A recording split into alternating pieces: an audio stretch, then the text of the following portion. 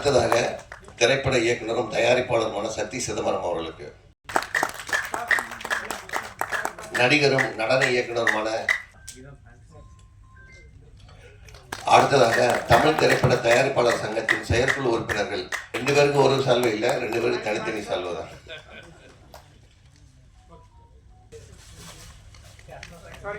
PRO union முன்னாள் செயலாளர் பெருதுளசி பழனிவேல் அவர்களுக்கு, அடுத்ததாக அவருக்கு ஜோடியாக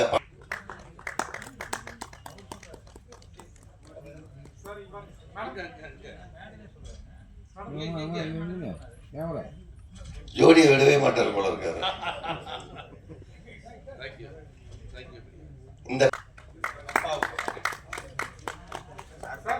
இந்த படத்தில்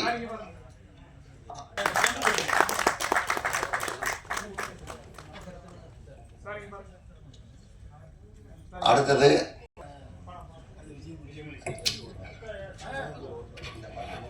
விஜய் முரளி அவர்களுக்கு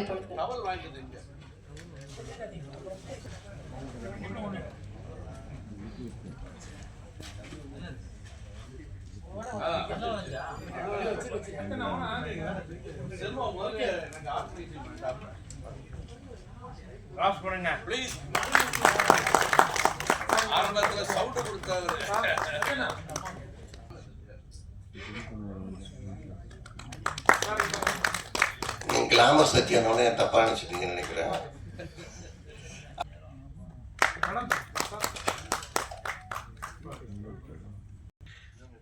இந்த அஸ்ட்ரோ லேனாங்கிற பேர் வச்சதே செல்வம்.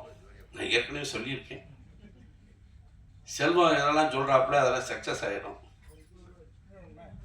அதே மாதிரி கேஷுவலாக பேசிக்கிட்டு இருந்தோம், ரவுடி தாத்தான்னு சொன்னோம். அதேமாதிரி ரவுடி தாத்தாவும் பட பூஜை ஆரம்பிச்சிட்டோம்.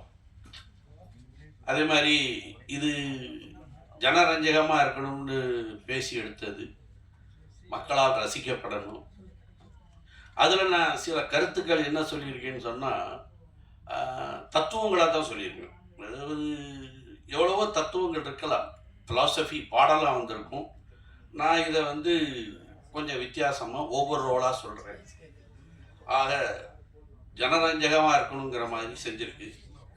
இதில் திரு நடன இயக்குனர் ராபர்ட் அவர்களையும், திரைப்பட இயக்குனர் தயாரிப்பாளர் சக்தி சிதம்பரம் அவர்களையும், கீல்டு தலைவர் ஜாக்வார் தங்கம் அவர்களையும், PRO யூனியன் செயலாளர் விஜயமுரளி சார் அவர்களையும், தமிழ் பட சங்க செயற்குழு உறுப்பினர்கள் BG பாலாஜி அவர்களையும், ஏழுமலை அவர்களையும், மதுரை செல்வம் அவர்களையும், எனக்கு ஜோடியாக நடித்த பிரியா அவர்களையும், PRO யூனியன் முன்னாள் செயலாளர் பெருதுளசி பழனிவேல் அவர்களையும் அனைத்து பாபா லக்ஷ்மணன், ஏற்கனவே நான் சொல்லியிருக்கேன், ஒரு ஜூனியர் லக்ஷ்மணன், நான் சீனியர் லக்ஷ்மணன். அதனால் என்னுடைய படத்தில் லேனான்னு வச்சுக்கிட்டோம். லக்ஷ்மணன் நிறையா லக்ஷ்மணன் இருக்காங்க. சித்ரா லக்ஷ்மணன், பாபா லக்ஷ்மணன், இன்னொரு லக்ஷ்மணன் நான் புதுசாக நியூவாக புகுந்ததுனால அஸ்ட்ரோ லேனான்னு வச்சுக்கிட்டோம். வச்சது செல்வம் தான், லேனா ஷார்ட்டாக இருக்கட்டும்னு. ஸோ எல்லாரையும் நான் வரவேற்கிற ரொம்ப சந்தோஷப்படுறேன்.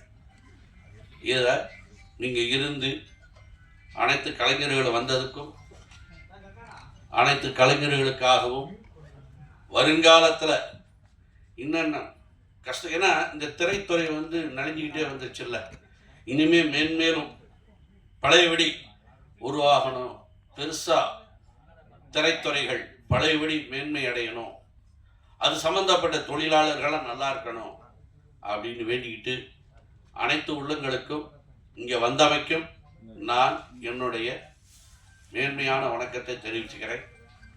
நன்றி, வணக்கம். அனைவருக்கும் எனது வணக்கங்கள்.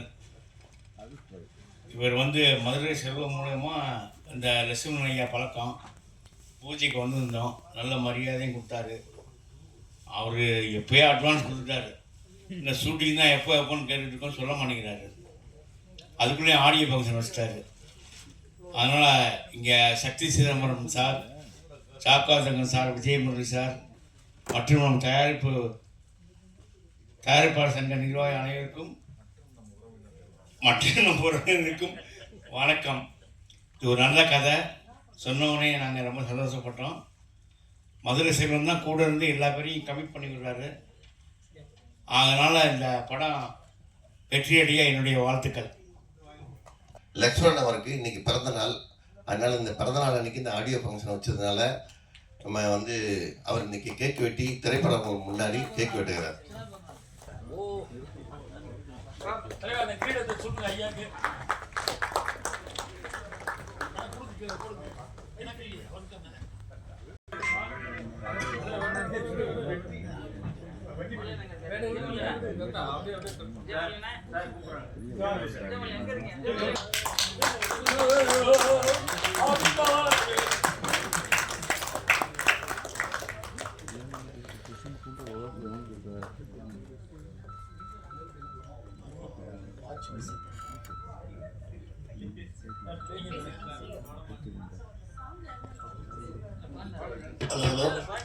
அப்பா லட்சுமணனோட பையன் ஏற்கனவே ஏழுமலையான விரல்ல மாட்டி விட்டாரு.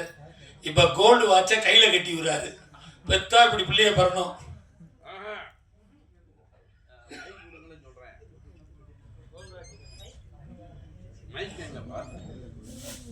சதீஷ் மைக்குட